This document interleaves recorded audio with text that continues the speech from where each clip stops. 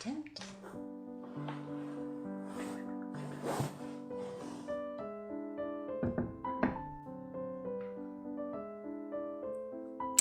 First things first. Oh. Okay. So yeah. Okay. There we go. Good afternoon, everyone, and welcome to the fourth installment of my Chronicles of Narnia series. Let us all just take a moment and pretend that it's only been a few weeks since the last video. By the way, if you want to skip the intro, you can just click on the timestamp below to jump over to the summary. And having this little guy in my lap is a terrible idea because I can feel myself sweating already. So, sorry. We're just having a great start, aren't we? So, I actually have a valid excuse for my absence. Apart from, my day job, I have been working on my third book. And it's finished! Yay! All it needs now is a proofread and formatting and stuff like that, but the writing part itself is finished. So, it's been a few overwhelming months to say the least, and I'm looking forward to telling you all about it more in the upcoming release. But enough of that, we have a little journey to go on today into the wilds and woods of Narnia. It is time for Prince Caspian. This guy. So, do make yourself comfortable with a nice cup of tea or any other beverage of your choice, and let's get into it. Chapter 1. Returning to Narnia. We start the story back in good old 1940s England, where Peter, Susan, Edmund and Lucy are on a train station, waiting to go back to school after their summer holiday. But suddenly, the train station disappeared and was replaced by a dense forest. They concluded that this had to be Narnia, but why now? And why here in particular? That was quite unclear. Soon enough, they realized that they were on an island, and as they explored it, they eventually found some old ruins with an overgrown orchard. After exploring the ruins for a while, they came to the realization that this wasn't just any old ruin. This was the remains of their own castle, Cair Paravel. This was then confirmed by them finding their old treasure chamber. As it had been hidden, it was still full of treasure like gold, jewelries and gems, but the siblings took only the gifts they had themselves received from Father Christmas, back when their arrival had broken the spell of winter. If you remember, Peter was given a sword and shield, Susan a magical bow and horn, and Lucy a bottle of magical flower potion that could heal any injury. And Edmund, of course, didn't get anything as he was in cahoots with the White Witch at the time. One of the gifts were missing, however, which was Susan's magical horn. They spent the night in the ruins and went back to the shore the next morning to figure out a way to get to the mainland. That's when they found a boat approaching with 2 soldiers and a tied-up dwarf inside. The soldiers spoke about drowning the dwarf, so Susan fired an arrow in their direction, which scared them off right away, and the siblings went on to untie the dwarf. They asked the dwarf why the soldiers were planning on drowning him, and he replied, "Oh, I'm a dangerous criminal, I am, but that's a long story. Meantime, I was wondering if perhaps you were going to ask me to breakfast. You've no idea what an appetite it gives one, being executed." So they team up, and with the dwarf's help, they catch some fish, which they later grilled up at the old ruins. After they'd had their meal, the dwarf told them his story. He was a messenger of King Caspian X of Narnia, or at least the rightful King of Narnia. Chapter 2. The Tale of Prince Caspian. The dwarf then tells them of the prince and how his rebellion was formed. Prince Caspian had lived with his uncle, King Miraz of Narnia, as his own parents had passed away. The king and queen didn't have children of their own, so Caspian was made heir to the throne as a young boy. But Caspian was more interested in the stories he had heard from his nurse, stories about the old days in Narnia, back when animals could talk and there were creatures like fauns and spirits living in trees and rivers. As the young prince was walking along the castle walls with his uncle the king, he told him of his excitement for the old days and of the 4 siblings that were kings and queens there, of course meaning Peter, Edmund, Susan and Lucy, as well as Aslan, the great lion. This made his uncle quite angry, and he demanded to know where Caspian had heard all of this nonsense, after which Caspian's nurse was immediately sent away. After that, Caspian was given a proper tutor and was to learn real history of the country that he was one day to rule. And it was now that he learned that his family wasn't native to Narnia at all, but they came from a land called Telmar, far in the west, and that his ancestor, Caspian I, had come and conquered Narnia long ago. Back then, Narnia was inhabited by very few humans, but the king doesn't like this, and has therefore forbidden young Prince Caspian to learn about it. But Caspian's new tutor, Dr. Cornelius, started giving him astronomy lessons up in the highest tower, obviously at night, where they would not be overheard. Here he told him all of the history of Old Narnia and the splendor of the Golden Age, meaning when High King Peter and his siblings ruled there over talking animals and mystical creatures like dryads, naiads, and dwarves, of course. And Dr. Cornelius even admitted to being part dwarf himself. This continued in secret for years, all while Caspian was also taught all that a future king needs to know, like rhetoric, heraldry, history and law, as well as sword fighting, swimming and hunting. Eventually, as Prince Caspian got older and better educated, he began to see things he hadn't noticed before, such as how Narnia was an unhappy country and his uncle King Miraz was a cruel ruler. One day his aunt, meaning the queen, became very ill, which created a lot of tension at court. That's when Prince Caspian was woken up in the middle of the night by his tutor. Dr. Cornelius explained to him that the queen had just given his uncle a son, which meant that Caspian's life was now in danger. His uncle, the king, was in fact a usurper. He had killed his brother, meaning Caspian's father and the true king, and had taken the throne for himself whilst keeping Caspian as his heir. But now that he had a son of his own, Caspian's existence stood in the way of his son becoming the next king. So Caspian had no choice. He had to pack a bag and flee the castle in the dead of night. But before he left, Dr. Cornelius gave him a precious gift. It was the enchanted horn of Queen Susan, an ancient artifact and national treasure of Narnia. He was only to blow on it at the utmost greatest need, for it is said that whoever blows that horn will receive aid by magic. Dr. Cornelius then told him to ride as fast as he could to Archenland in the south, where he would be given refuge. And then they parted, and Caspian followed his tutor's order. I really hope there isn't too much noise from outside. I have to keep a window open, otherwise it's just way too warm in here.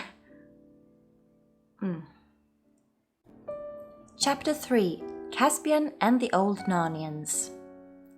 Caspian rode south towards the mountains, traveling for days with little rest, until one fateful night in a forest when lightning and thunder spooked his horse.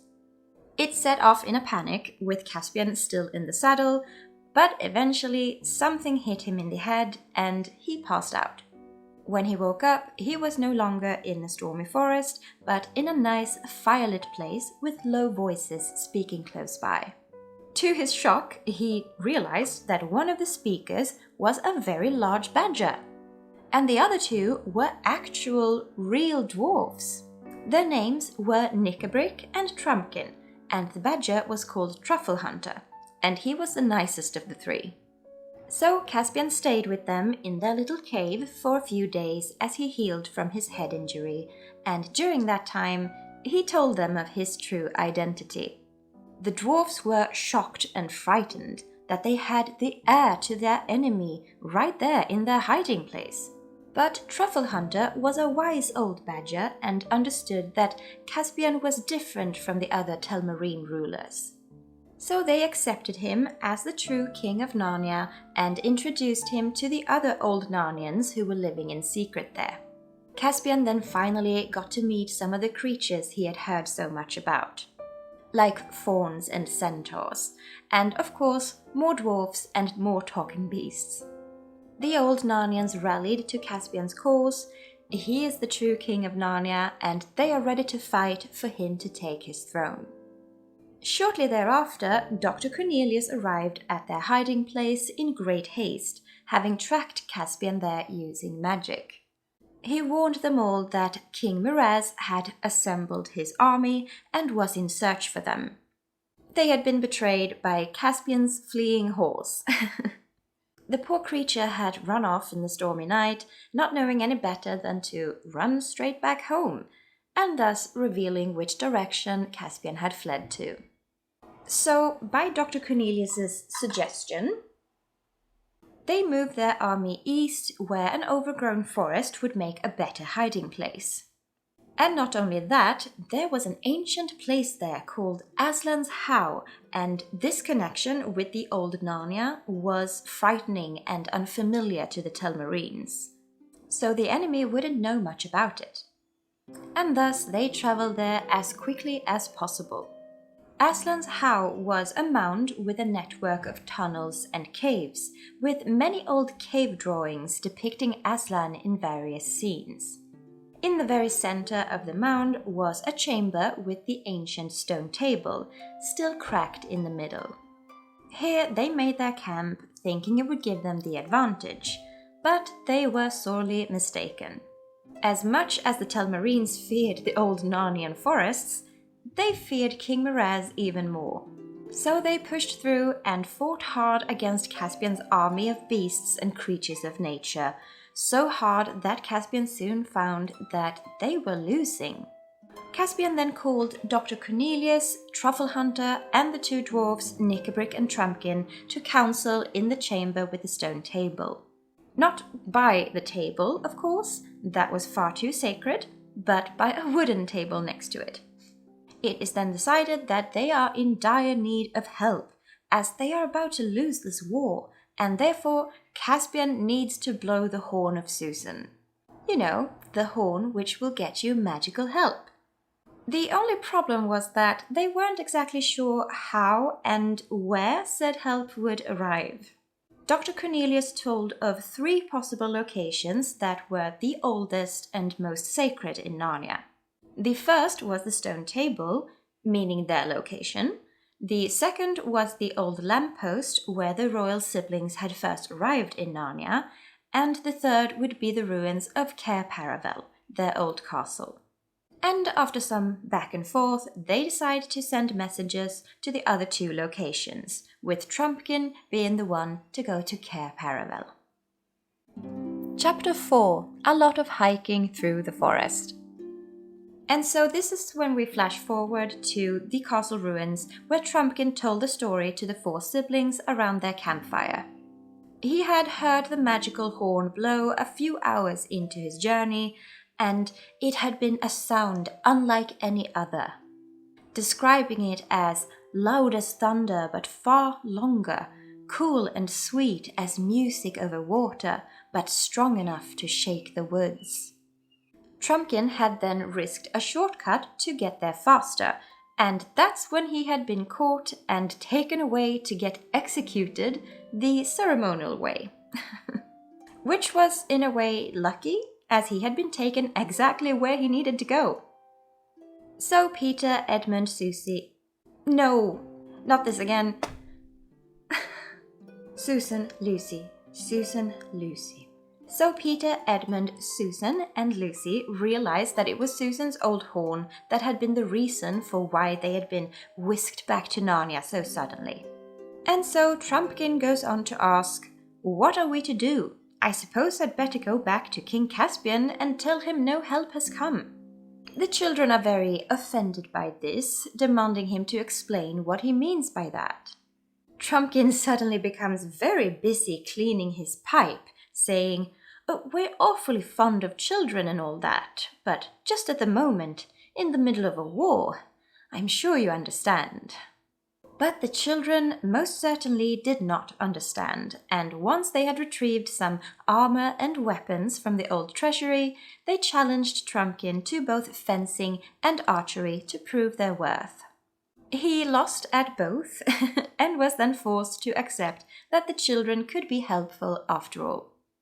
Although it is in a way cheating that Susan challenges him to archery because she has a magical bow that never misses its target. He probably didn't know that though. Then there was no time to waste. They quickly set off in the boat that had carried the dwarf there towards the mainland. Not exactly sure what happened to the soldiers who had brought him there to execute him. Maybe they swam back to shore. The journey was long and arduous, and their previous optimism took a turn for the worse.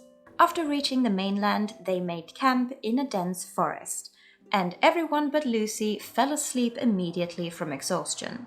But Lucy was wide awake, watching the stars and the surrounding trees, remembering the old days when tree spirits could take human form and talk and dance. She asked for the trees to speak to her, and for a brief moment, a gentle rustling made it seem like they almost did. But then it went away, and Lucy fell asleep with the others. The next day, they continued through the forest, and eventually realizing that they had no idea where they were going. They'd reached a gorge which became a kind of crossroads, and Peter and Trumpkin theorized that if they go down, they should reach a river that they were looking for, which would then get them on the right track. But that's when Lucy saw something up the gorge. It was a lion, and she was convinced that it had to be Aslan, guiding them to go up the gorge and not down. None of the others saw the lion, however, and Trumpkin told them that there are actual wild lions living in these parts. It could very well have been one of them. So they take a vote between going up or down, with down being the winner. We did get a sweet redemption moment from Edmund though, as he was the only one believing in Lucy and voting for her. So that's a nice little callback to The Lion, the Witch and the Wardrobe, where he was anything but supportive of her. And thus they continued downwards, with Lucy sulking in the back. The hike became increasingly grueling as the terrain became more challenging, which certainly had an effect on everyone's mood. Unfortunately though, this route took them far too close to one of King Miraz's outposts, and they were soon attacked by archers. Fleeing back into the woods, they realized that they have no other alternative than to go all the way back again. Once back in the safety of the woods, they cooked a supper consisting of bear meat and apples, and with their bellies full, they suddenly felt quite optimistic again. Surely they'll find Prince Caspian tomorrow, and after that it will only take them a few days to defeat King Miraz and his army. Surely, no problem. Chapter 5 Treachery. That night, Lucy woke up from the sound of a familiar voice and found that the trees nearby were dancing in the moonlight.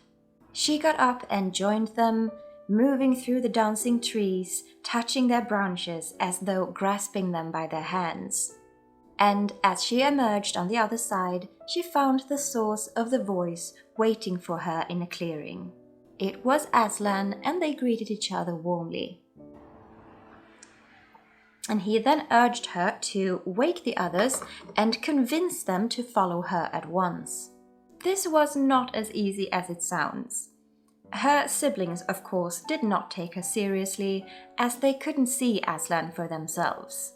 But Lucy stood her ground this time, so they eventually had to give in and started following her, albeit sulking while doing it. Lucy led them as she herself was following Aslan in the front, and so they continued in the silent moonlight. They eventually reached the location of Aslan's How, or as they knew it, the stone table, just before sunrise.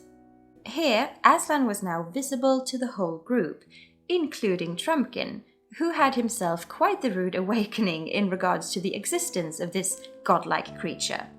Aslan then ordered Peter, Edmund, and Trumpkin to hurry to the mound where Caspian's army was hiding, and then he turned and let out a magnificent roar that sounded all over Narnia. Except for inside the mound. The roar woke up every nature spirit in the whole land, including the trees, who immediately began moving towards them. Lucy and Susan watched as they were joined by the nature spirits, and they were also paid a visit by the god Bacchus, who treated them all to a breakfast feast. Not quite sure what he's doing here, but let's just go with it. Meanwhile, Peter, Edmund, and Trumpkin are inside the mound, where they overhear a curious conversation. To say the least. One of the dwarfs, Knickerbrick, who is the grumpier one from earlier in the story, had apparently brought 2 new friends to the fold. One was an old woman with some knowledge of magic, which, that could be useful. But the other one... Goodness me. The other one introduced himself as follows. I am hunger, I am thirst. Where I bite, I hold till I die, and even after death they must cut out my mouthful from my enemy's body and bury it with me. I can fast 100 years and not die. I can lie 100 nights on the ice and not freeze. I can drink a river of blood and not burst. Show me your enemies. Mind you, this is still a children's book. So the dwarf Knickerbrick then continues to argue with Truffle Hunter the Badger and Caspian about how no help has come despite blowing the magical horn. Knickerbrick has had enough. They are losing this war. They need a powerful ally, someone like the White Witch, who had so much magic she kept Narnia in winter for 100 years. She could surely defeat King Miraz. Knickerbrick's 2 friends, the old hag and the mysterious hunger figure, agree and say that they can summon the White Witch from the dead with a ritual. Caspian then realizes that Knickerbrick has brought evil into his council. The old hag is learned in black sorcery, and the mysterious figure is a werewolf. I think he sounded a bit more like a vampire, to be honest, but, semantics. So anyway, a fight breaks out, and that's when Trumpkin, Peter, and Edmund decide to make an appearance. They've actually just been standing outside the door, listening in on the conversation until now. Trumpkin attacks the hag and cuts off her head, and in the turmoil, Knickerbrick and the werewolf are slain as well. So it is over the bodies of their fallen enemies that Caspian now met Peter and Edmund for the first time. Chapter 6: The New Old Narnia. There is no more time to waste, as King Miraz would surely attack again as soon as it suits him. Peter then told the others that he will challenge him to single combat, and Dr. Cornelius helped him write a formal letter with the challenge.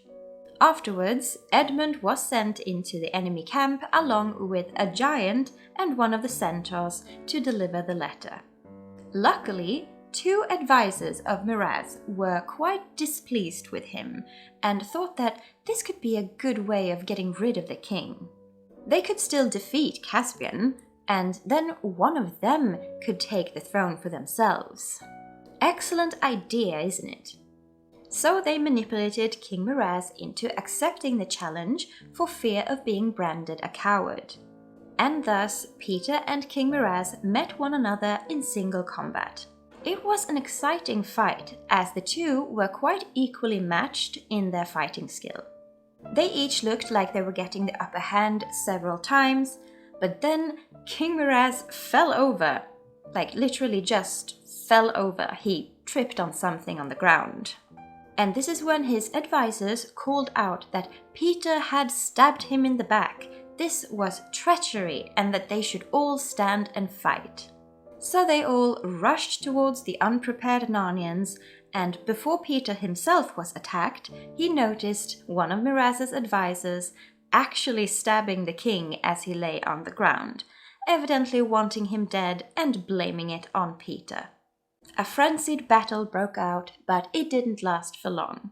Aslan, Lucy, Susan, and the tree spirits had emerged and they charged against the Telmarines, forcing them to flee and eventually surrender.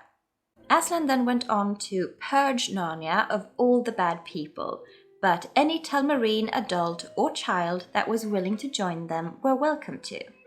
When it was all over, Peter brought Caspian to meet with Aslan, who then proclaimed him King of Narnia. A brave little fighting mouse named Reepicheep was cured by Lucy's magical flower potion, and he was then knighted by Caspian along with Truffle Hunter and Trumpkin. He also made Dr. Cornelius his High Chancellor. All of this was followed by a great celebration with bonfires, dancing, and so much magical food and drink conjured by the god Bacchus, who was back again.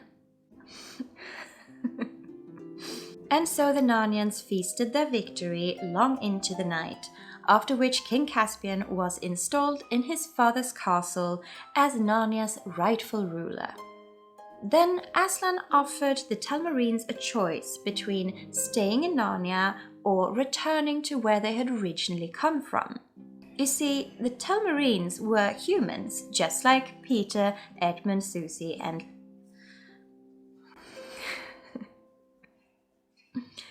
Susan and Lucy. And humans didn't exist naturally in Narnia. They had come from the normal world through a portal in a cave on an island in the Pacific Ocean. Aslan told them this as he assured them that this island was still available to them as a home should they wish to return, and many of them chose to do so.